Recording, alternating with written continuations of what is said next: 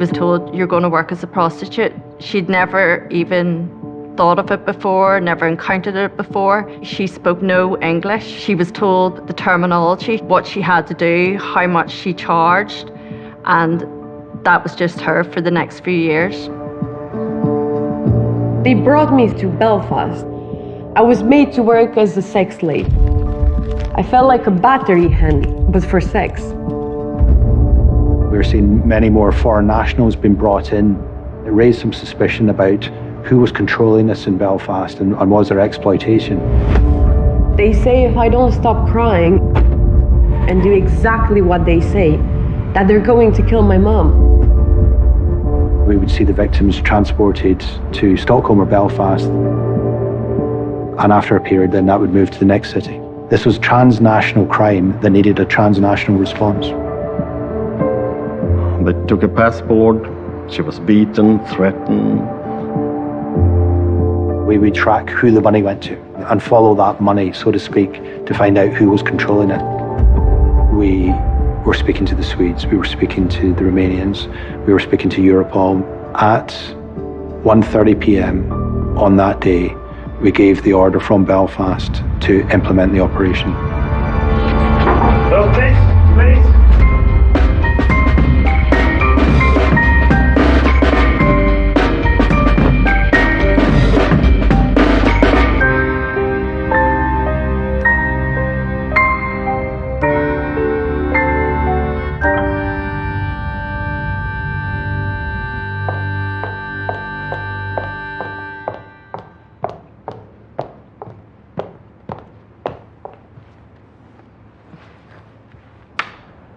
My name is Rachel Skelly. I am currently a detective inspector in the PSNI's Organised Crime Branch, and at the time of this investigation, I was a detective constable in the same branch.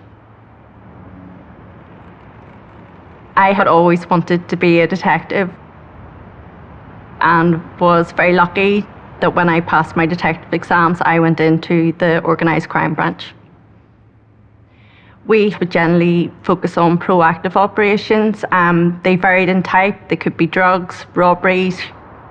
At times we would receive intelligence to say there is a brothel, and as a proactive unit, we would actively take measures to attend such properties in order to safeguard people and to see if there is any criminality. Sometimes it materialises, sometimes it didn't.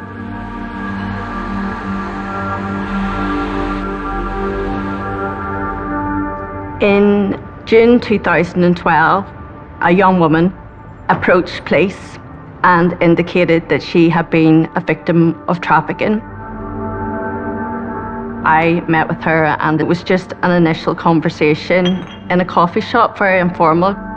It's all about obviously making her comfortable. The picture she portrayed of what she went through was horrific. The young woman was in her early 20s and from Romania. She became known as Witness A. Her words are taken from interviews and legal documents and are spoken by an actor.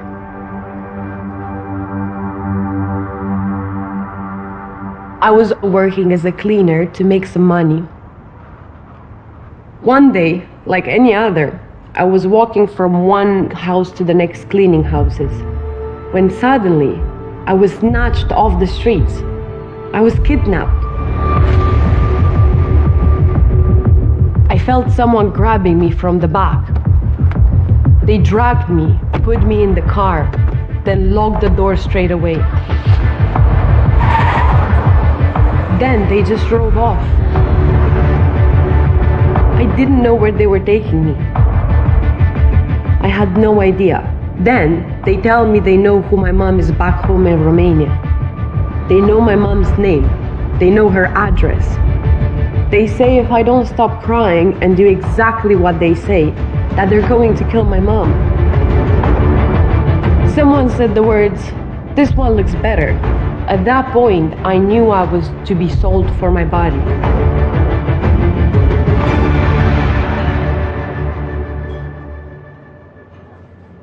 It's unimaginable. You know, you might read about it, but whenever you're hearing it from somebody, you realise just the consequences, the impact it has on them. I was made to work as a sex slave. They advertised me online, then customers would come for sexual services. They would move me from place to place, renting flats to make a pop-up brothel.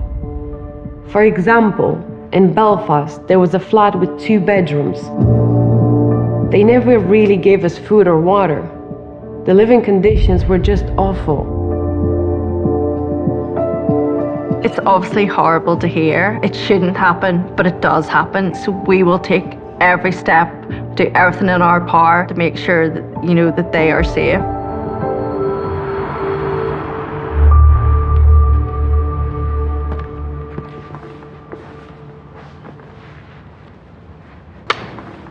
I'm Dougie Grant, Detective Chief Inspector. I'd been serving in the PSNI for about 20 years when the case began. Like any police officer, I started in uniform policing. And eventually I wanted to get into organised crime to use tactics against the most serious criminality that we're seeing. And thankfully I got selected for C1 Organised Crime Branch and led a team called Gold Team within C1. Human trafficking was a new area for us. At that time that we started the investigation, people still wouldn't admit that it couldn't happen here. It couldn't happen in Northern Ireland. It was becoming so prevalent and so common. We were seeing many more foreign nationals being brought in to work in that industry, and it raised some suspicion about who was controlling this in Belfast and was there exploitation. Detectives began examining the websites where the women were advertised. In 2012, these sites were still a new phenomenon. We were seeing in our general life a huge digitalisation of everything we do, online shopping, online services, websites, and criminality is no different. Adult services websites are obviously where sexual services are offered by escorts. It was new to me. I hadn't really heard of it before. At that time, the advertisements were generally in newspapers, whereas then we seen it evolve the online world, and that's when it just seemed to expand and boom. As the team investigated further, they discovered evidence of brothels springing up right across Northern Ireland and suspected other women were being trafficked. As a result of the information that Witness A provided us, we had attended a brothel and spoke to a number of young women. But Rachel and Dougie immediately faced a problem. We didn't get the support of the victims. They wouldn't engage, and we thought that would be an easy thing to do, but it wasn't. We would go into the premise under a search warrant. We would identify the potential victims, and we'd say, we're here to help you, and we'd offer them places of safety. And we had a victim support network that would support and look after any victims that we identified. We would offer all the support and services to remove them from that exploitation, but they just wouldn't take it. The victims were simply unable to break from the physical and psychological control of the sex trafficking ring. Over time, they were just so groomed. They are told, you fear the police. They were schooled what to say. If you ever encounter police, you say you're on holiday, the police are corrupt. They didn't trust us. Witness A had been held captive by the gang for 10 months. Breaking the cycle of coercive control had not been easy for her. I was thinking to escape. That was my thought. But they knew where my mom was. They knew everything about me. I thought I couldn't talk to the police, so I had nothing to cling on to. You want to run. That's one side of it. You want that. But at the same time, you can't run. I had nowhere to go. I didn't think things could get much worse. And then one day, I heard my captors talking about plans to take me to the Middle East. So I knew my opportunity to escape was now or never. So I opened the door and I just ran. I had freedom, and that's why I went to the police. Witness A's experiences, the number of websites offering sexual services, were evidence of a criminal enterprise entirely new to Dougie and his team.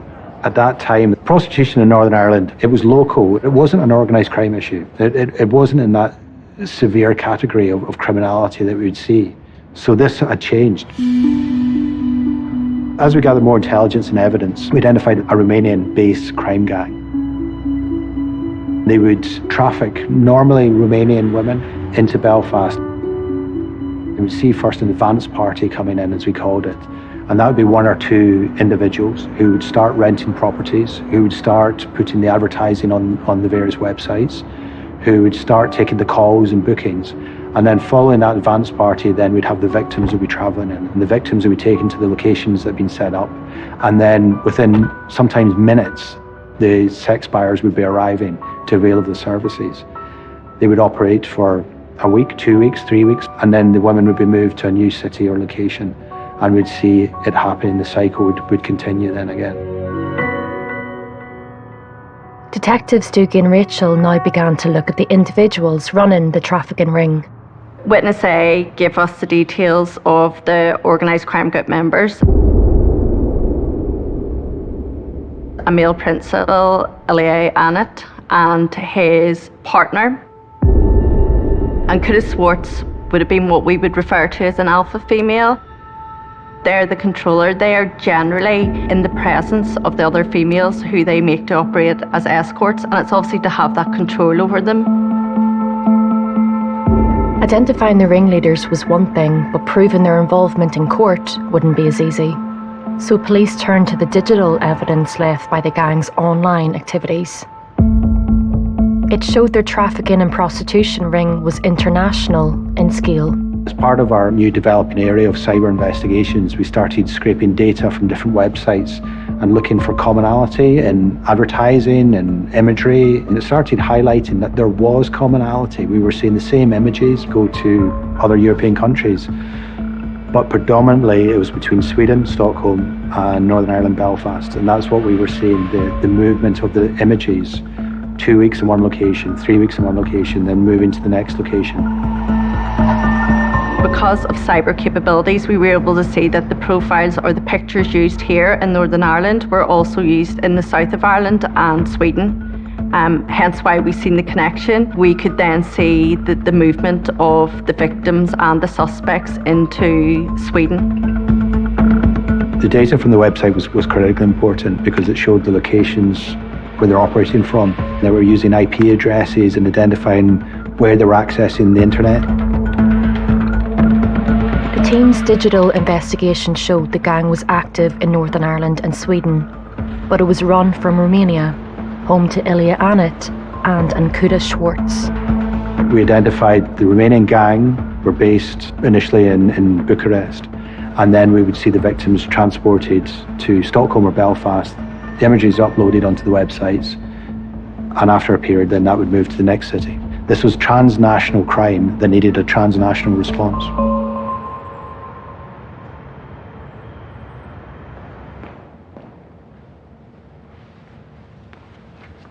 My name is Per Hjort. I'm a detective sergeant at the Swedish police. When the case came in Stockholm, I was working with a division that's worked against human trafficking for sexual purposes. We got a phone call from the PSNI and said that they had seen websites and the Romanian ring working in Belfast. And they said that we had the same girls on different websites. We kept in contact, sharing some information. They all started when our prostitution squad noticed a girl in a part of Stockholm. They went there and they noticed that she was working and there was customers. Detectives continued their surveillance of the young woman, whose face they recognised from images on sex websites used by the gang in Northern Ireland. She became known to the investigation as Witness B.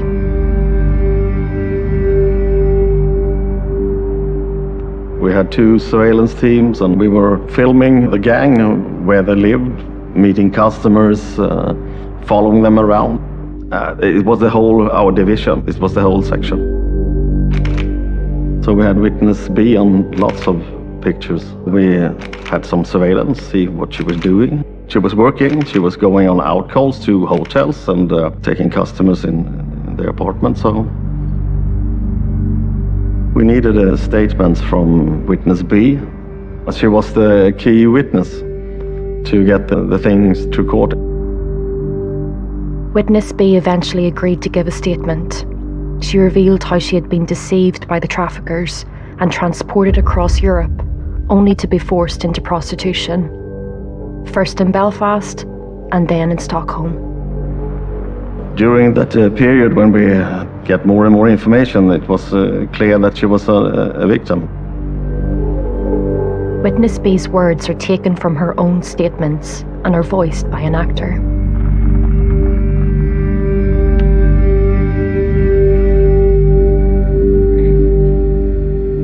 I was 18 years old, living in Romania.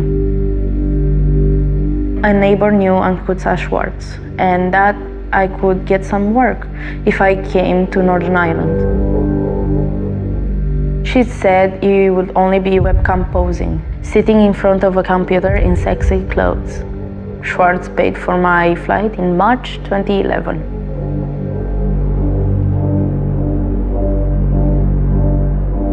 When I arrived, Ionuț picked me up from the airport, and Schwarz was waiting at the apartment we went to. She explained to me that it wouldn't be online work. Instead, I would have to perform sexual services. I was in shock, but saw no other option but to do as I was told. On my very first day, within hours of landing at the airport, I had to take a customer. A year later, she was still in the control of the gang and being trafficked between Belfast and Stockholm. Then we contacted the PSNI again. Doug and Rachel said that there are more Romanian girls probably heading for Sweden. The victims were being transported through so many jurisdictions that the PSNI and the Swedish Police Authority decided to seek international cooperation across Europe. On normal investigations with an international footprint, we'd usually reach out directly to the law enforcement in that particular country. But on this occasion, we decided to approach Europol. Europol is a European police agency based in The Hague. It was my first joint investigation team. It was a new thing to work with colleagues abroad. I had big cases before.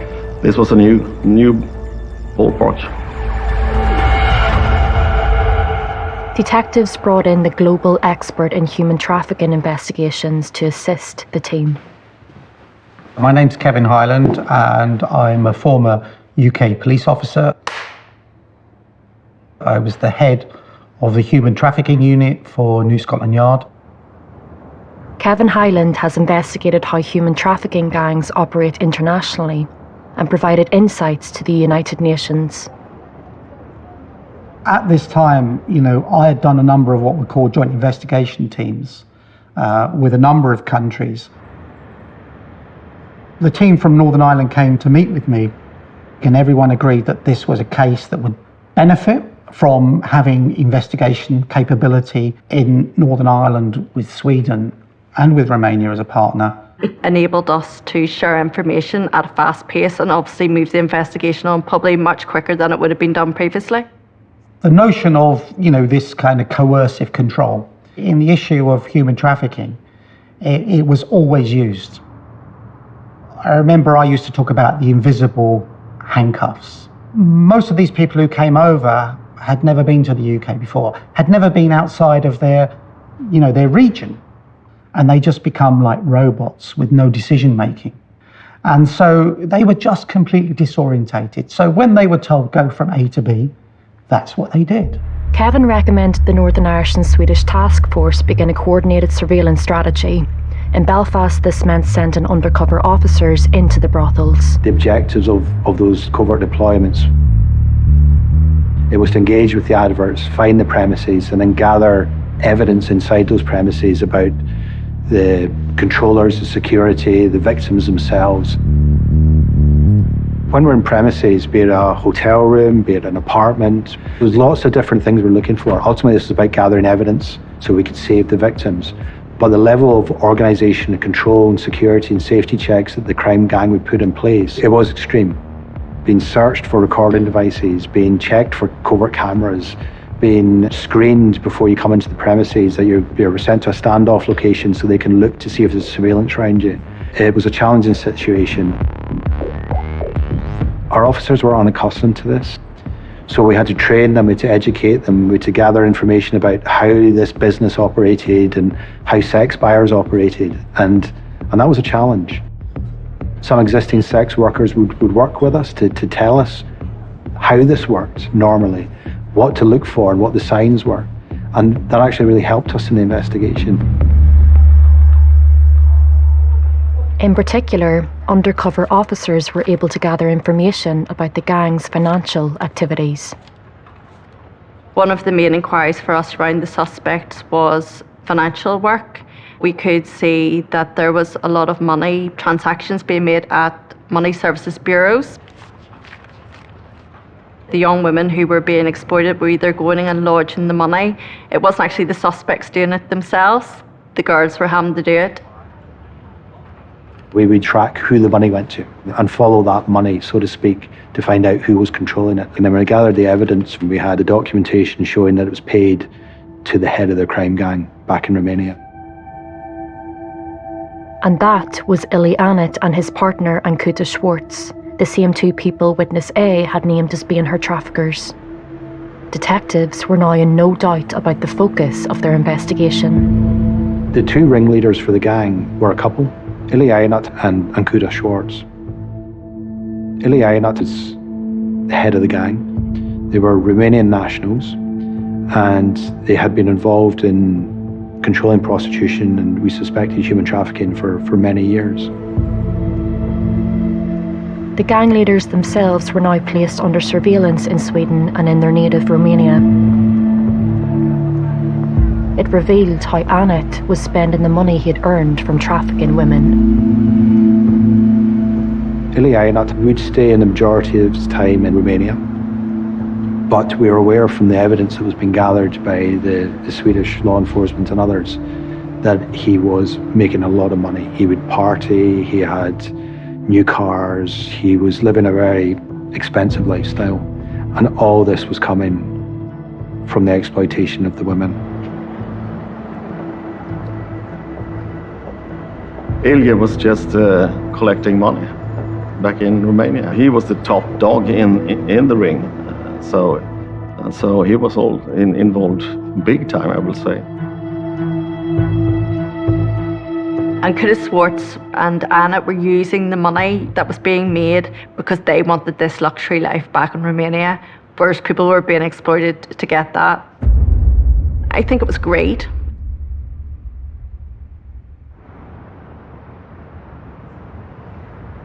If you take a girl like Witness B, we could see that she'd been in Sweden over 100 days during the period. And she said that she had approximately 4 to 5 customers a day. The amount of money that was being made could be as much as £100,000 a year per woman. So, you think if you've got 10, you're a millionaire. And your outlay, rental properties weren't as expensive then as they are now. They would bring people over on the cheapest routes. So everything would be done at the cheapest cost. And then your return was enormous. In Stockholm, the surveillance operation revealed key details about how the sex trafficking ring operated. That was Ankuta who was in control here. And also Ilya showed up sometimes in Sweden as well. And we were gathering economic transactions and started to see how much money they spent on flats and everything, collecting all the evidence.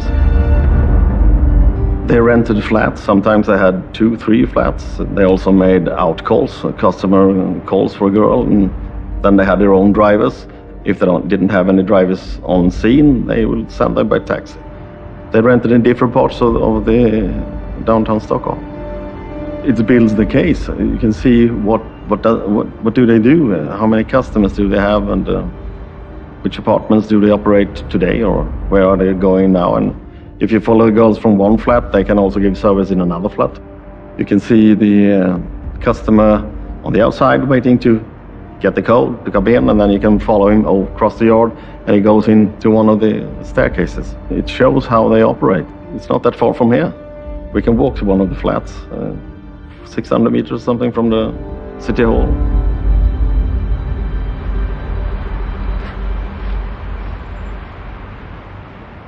We are now at the place where they rented the apartments to give services for sexual purposes.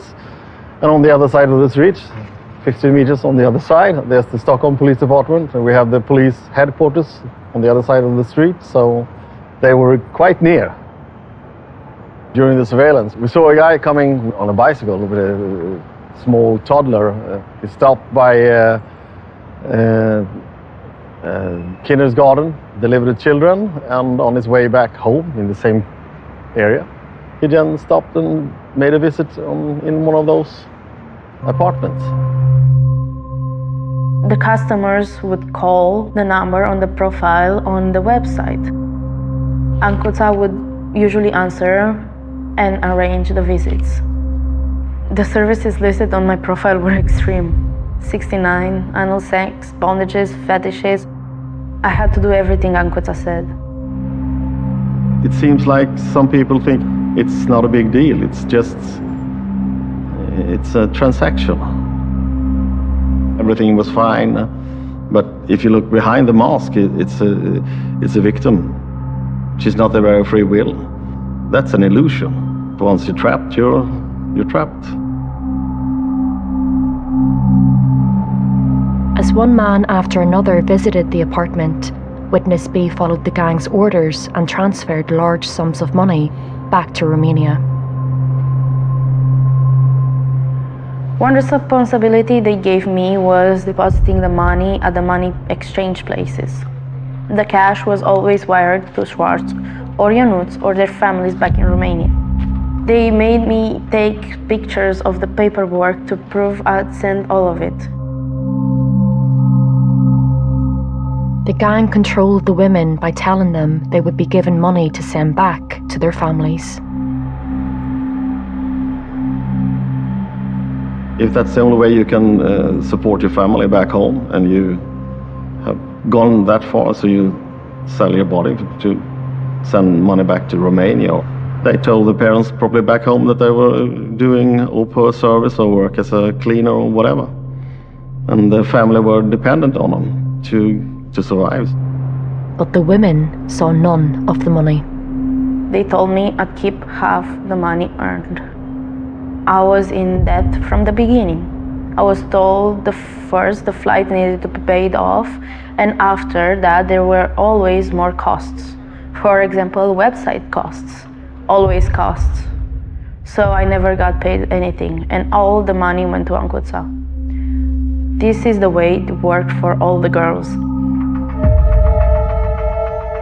The girls and me would be moved from place to place throughout Northern Ireland, places in Belfast, then in Sweden, Stockholm, places near there, then back to Northern Ireland. You lose track of where you are.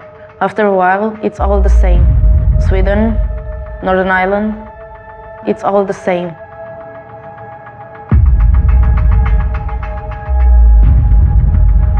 Witness B was by now living under the total control of Ankuta Schwarz. Over time, Ankuta got me to do more of her work.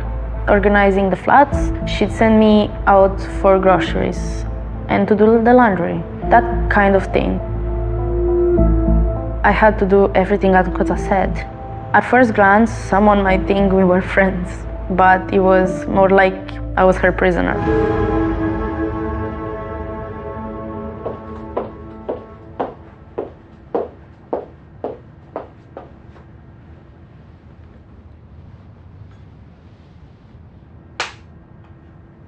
My name's Diane and I work for Belfast and Lisburn Women's Aid. I think one of the things is we see that women look like they're walking about on their daily lives. They're able maybe to go to the shop. Why do they not just leave and find help? And I think that's where we look at the definition and we look at what coercive control actually is. Diane works to support survivors of human trafficking and sexual abuse. The fear that women experience, what's out there, where are they going to go when they leave, the mistrust, who does she turn to, who does she go to? That psychological imprisonment is what actually women are experiencing, that they feel they cannot escape, they cannot go anywhere through a matter of fear and desperation. Surveillance in Stockholm provided Dougie and Rachel with valuable intelligence, but the investigation was about to be transformed with evidence gathered by Swedish police using a power unavailable to detectives in Northern Ireland: phone tapping. The European law enforcement agencies used what we call telephone intercept very extensively for gathering evidence. It's not something in the UK that we'd ever be allowed to do in that kind of situation. But getting access to that level of intelligence was critical for us. We were able to gather more information on the sex buyers, how they were interacting. The wiretaps captured a side of the victims' lives that the surveillance footage could not. It was very difficult to listen to some of the telephone calls.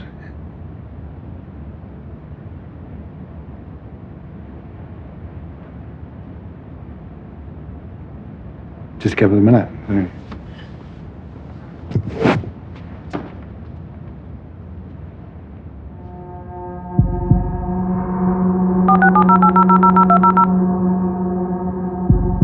Să faci bani aici pizda să te țină. Lui Chini trebuie să-i o scol la pensie, cât de curând. Dă-i dracu de bani de-astea, dacă vrei să facem treaba așa cum spun eu. Da, domne, e acceptat, da, domne, că tare, ok, dacă e dracu. Da, tot o să mă caute, că n-are ce să facă, înțelegi? On the wiretap, we heard a Kunta talking about Witness B. Witness B was treated very bad. They took her passport, she was beaten, threatened. In the mornings, a Kunta will check the mobile phones, have any customer made any calls during the night.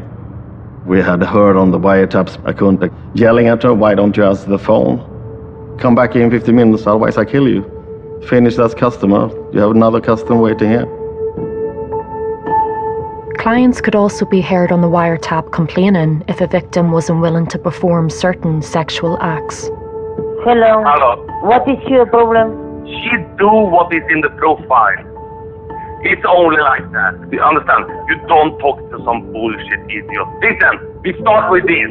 If you want, I can send now, okay? No problem. Okay. Okay, then I call police. Pa. And Kunta Schwartz would shout at me and beat me. It really hurt. I was only allowed to sleep 3 or 4 hours per night. She would spit on me to wake me up.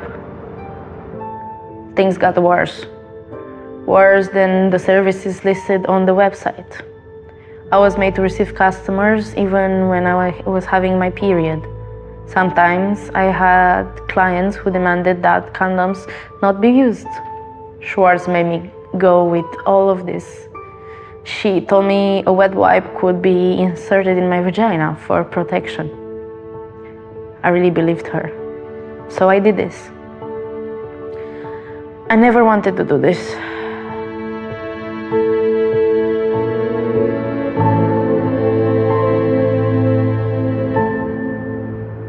Financial records, surveillance footage, and phone recordings all implicated Iliad Annett and Ankuta Schwartz.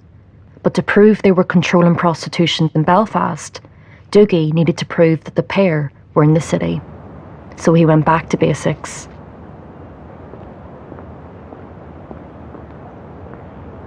This investigation was being conducted in a number of ways, and through the digital evidence we identified IP addresses that were being used, and that brought us to this area that we believed had been used by the group. And some of our investigators were fantastic, and they just decided, let's just do what we call old school policing, just to go and knock on doors and ask people, did you see anything? Have you seen anything suspicious in the area over the last few weeks or months? Now, these old school methods brought new information. To everyone's surprise and shock, they knocked a door, a gentleman answered, and they explained what they were there for, and he said, I know exactly what you're looking for. And he produced photographs that he had taken of what he called suspicious activity. And that suspicious activity was foreign nationals that had come in with young women, and they appeared to be in control of them, and it didn't sit right with them. We couldn't believe it. It was the ringleaders from the gang. It was the two suspects that we'd always identified in other countries, but we never managed to get them all together in Belfast, and we now had a picture of them. The photograph that we obtained, it put the two main suspects on the ground at the time in the area of the establishments that were being used for this. It was critical for us. It just moved the investigation on weeks, if not months. All the different layers of evidence, from the travel, from the website bookings, from the IP evidence, the verification photographs, it was all building the picture. At some point, we had to say, let's go now. And I was in discussions with my counterpart in Sweden. And as we were having that meeting one day, we got a notification that the victims were moving again. The adverts were being brought down. They were going to set up somewhere else. Would they go back to Stockholm? Would they come back to Belfast? We didn't know. So we made an immediate decision at that point. It's now. Now, let's do this now. Detectives in all three countries now planned an audacious operation. A coordinated strike on the gang in Northern Ireland, Romania, and Sweden. We needed to arrest Ilyanot as well, and he was in Romania, so it was to get everything in one, all the small pieces in one bucket.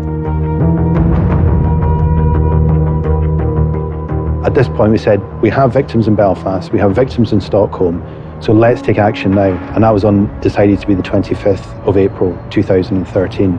We said we're going to have the day of action right across Europe simultaneously. In Stockholm, police needed to rescue victims from the control of their traffickers. In Bucharest, police planned to arrest Ili Anit, and in Belfast, Dougie's target was Nkuta Schwartz, who was in control of Witness B. And this all had to happen at exactly the same moment. As I was sitting in the control van in the street, we were speaking to the Swedes, we were speaking to the Romanians, we were speaking to Europol. At 1:30 p.m. on that day, we gave the order from Belfast to implement the operation. We didn't want to send dozens of people into our premises because it just overwhelmed the situation and the victims. Whilst we had dozens of officers deployed, we tried to reduce the numbers that actually went into the premises, so maybe 6 officers going in initially, but ready to respond if the situation escalated inside. So please,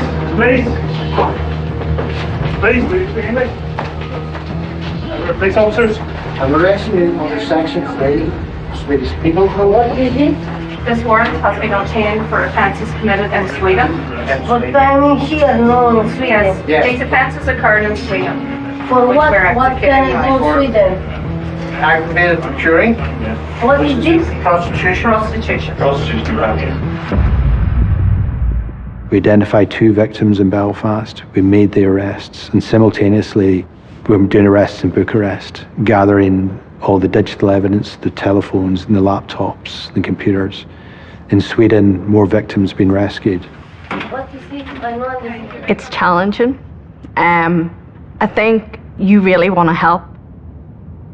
They were all told that they knew their families back home and they would harm their families, and they genuinely believed that, and there was that real risk. They definitely weren't living, and I think as time went on, it was very apparent that the control became more and more, and that's whenever the force became more. What they were put through was just absolutely horrific. They'd no quality of life. Being in a country on your own at times, having nowhere to turn because she did have that distrust. She didn't know anybody. She didn't know where to go. Detectives moved quickly to gather evidence, but also to see to the victims' welfare. When we deal with victims of human trafficking in Northern Ireland, our priority for them is to get them support and access to services.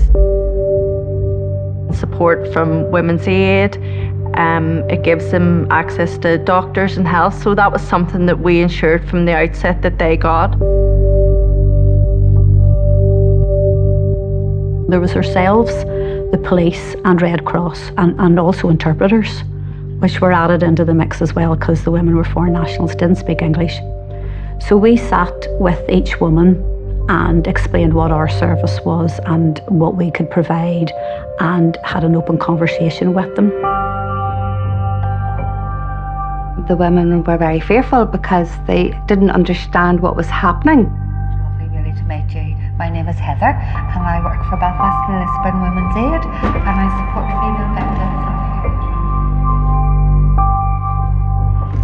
Some of the young women, their clothing looked as if they hadn't been changed in a long time. They looked as if they hadn't had facilities for showers for a long time. We did one-to-ones with them and made them understand that this wasn't their fault, this was a crime against them and that the police were investigating. At that stage the women didn't want to engage. But we did give them our telephone numbers and our names, and later that week some of the women got in contact with us and we were able to carry on building a relationship with the women and give them that one-to-one support. After Ankuta was arrested, it was strange for her to be gone. She had such power over me, now it was gone. It was an intense 48 hours following that day of action as we brought suspects to custody, executing European arrest warrants, bringing the victims into places of safety, debriefing them and telling them what we knew and getting their support. It was an intense time. I don't think the investigation team slept for 2 days.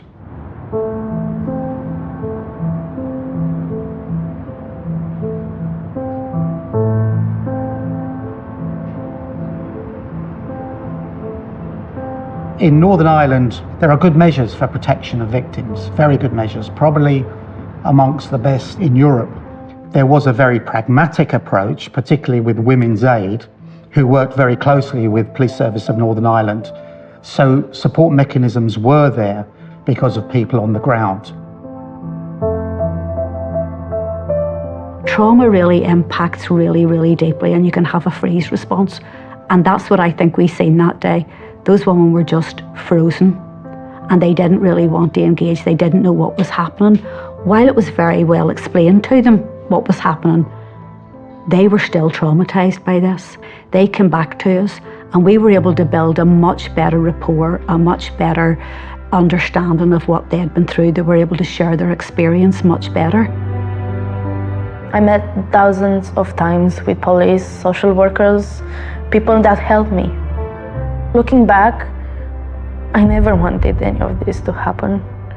And it took a lot of talking to process what had happened to me.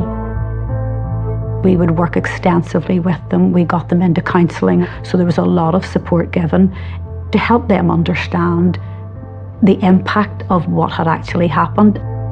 Those women have told us during the act of sex, that unwanted sex, rape, which is what it, when you break it down, that's what it is. They treated me brutally. Only animals can do that to people. If I'm saying no, they have no heart.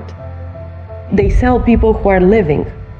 There's a process the brain would go through that they take themselves off into another place so you can disconnect as well. She said, one day I'll put a knife in you.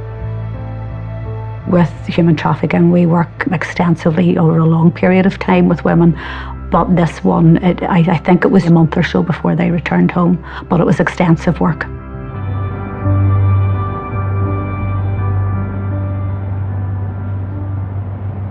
Detectives and prosecutors now began to prepare for trial.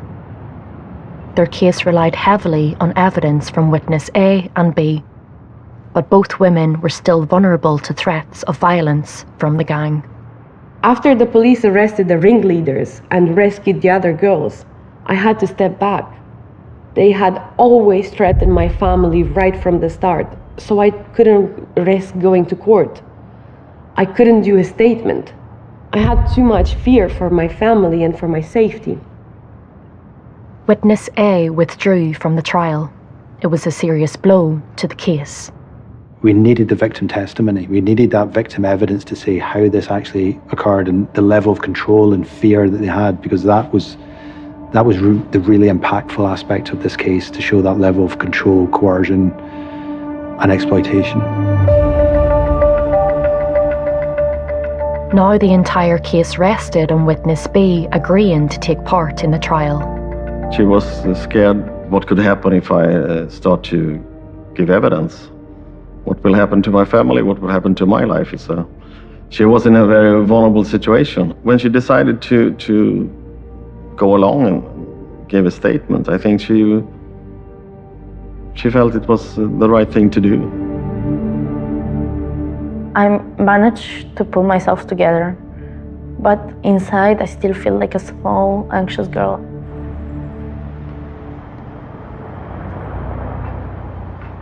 Witness B's corporation ensured a trial could go ahead.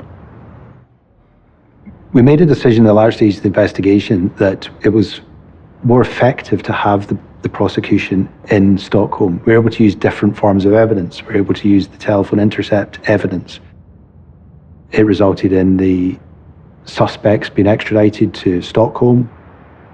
They were immediately extradited to Sweden. The trial took place there. Myself and a colleague interviewed Ankudda Swartz in the prison. She said she wasn't a controller. She didn't take any money, denied any responsibility, any knowledge. She then said that Ilya Annett, who was her partner, who she had a child with, he was actually controlling her, and that she tried to then say that she was a victim. She changed her story. It would now be up to the court to decide the truth. Witness B's evidence could not have been more important.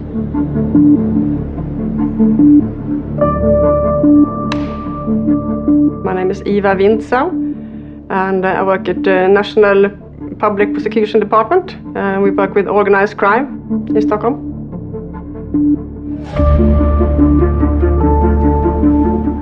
Witness B's testimony was vital to Eva's case, but she was concerned the pressure might be too much for her. How will this victim be able to talk in front of them? It could have ruined everything. She hadn't been able to speak out and tell her story in the courtroom. I didn't know if she were going to manage that.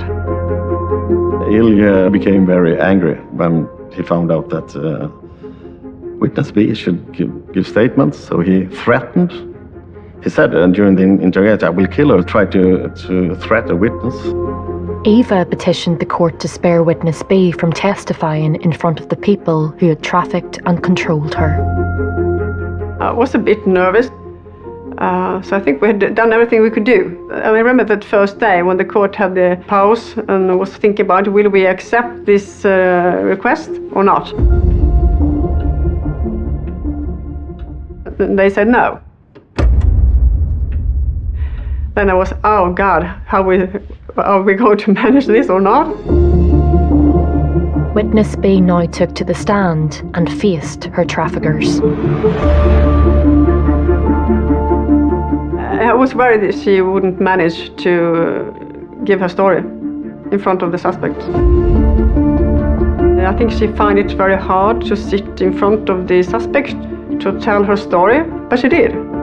She did very well.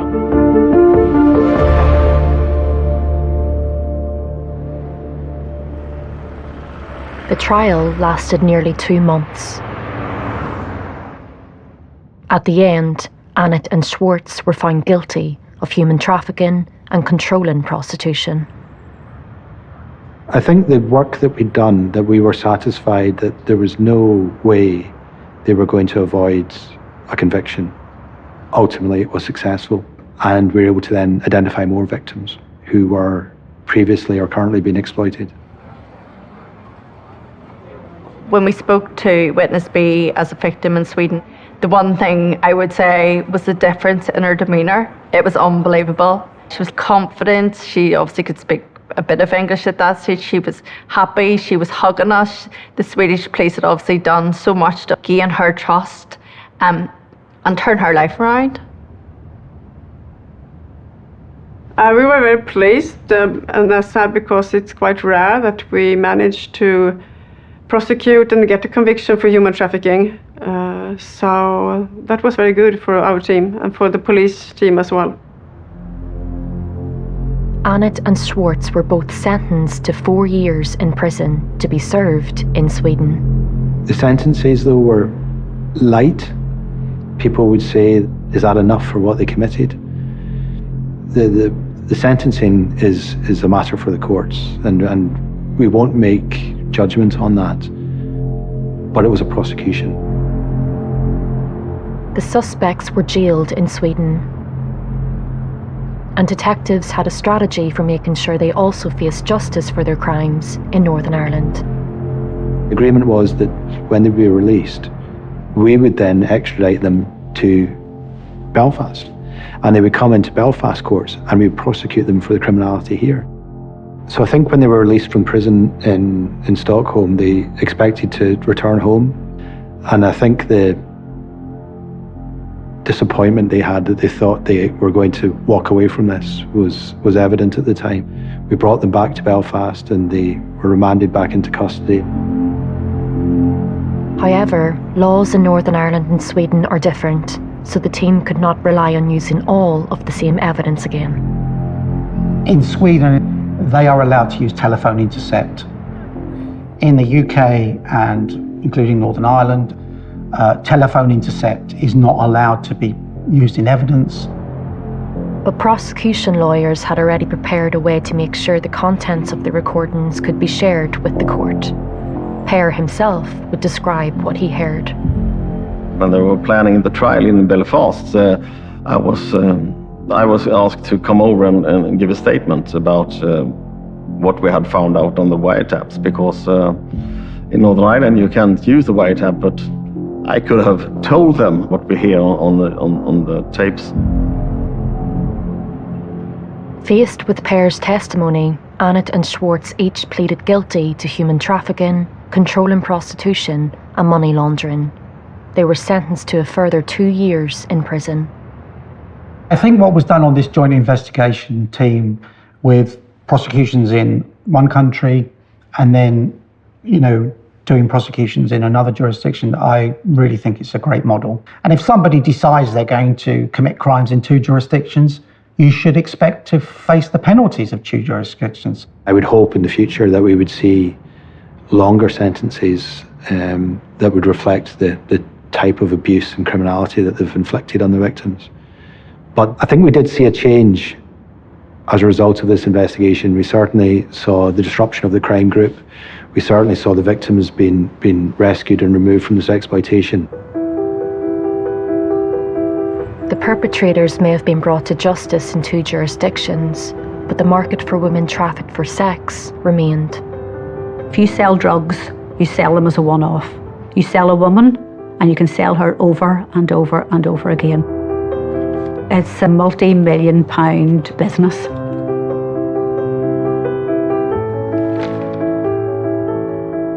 From the 1st of January 2024 to the 31st of December 2024, we supported 473 women just in human trafficking.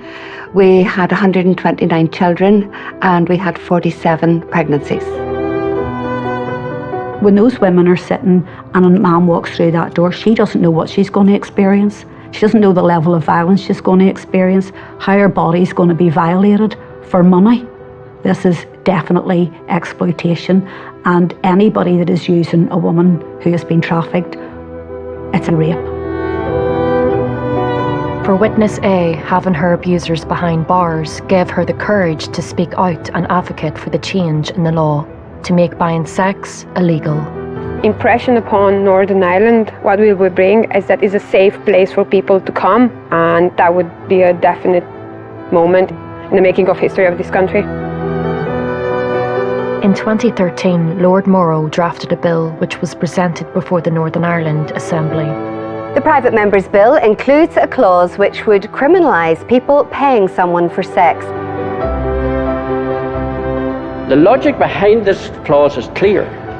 It seeks to reduce demand for sexual services, which has been a major driver for human trafficking in our province. In December 2014, 2.5 years after Witness A contacted police in Belfast, the bill was passed into law.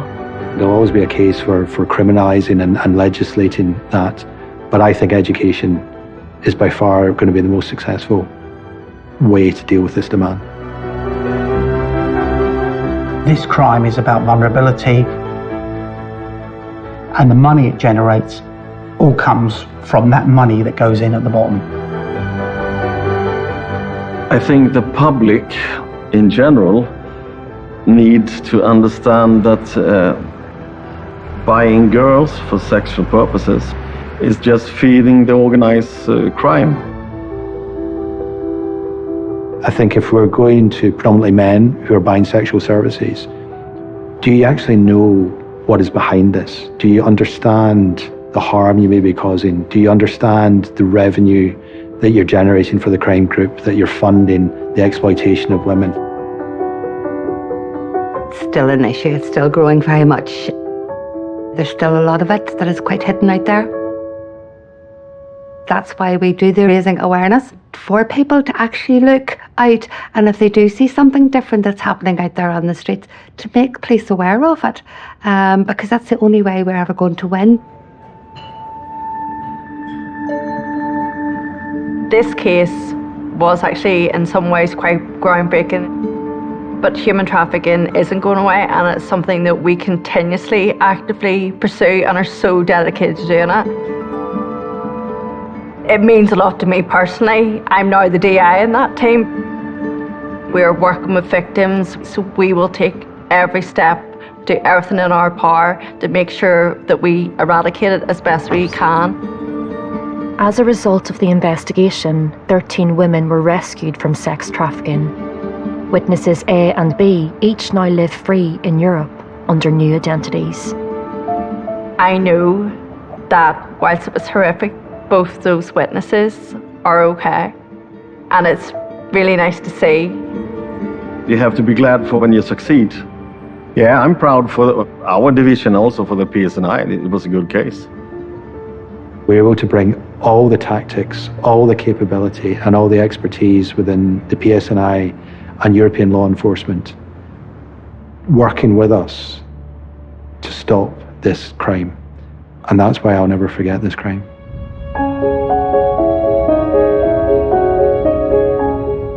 Now I'm wiser. And going through that experience, it gave me more strength because I can appreciate my value as a person, as a human being, and even as a woman. I have reasons to live today, and that will not be taken away.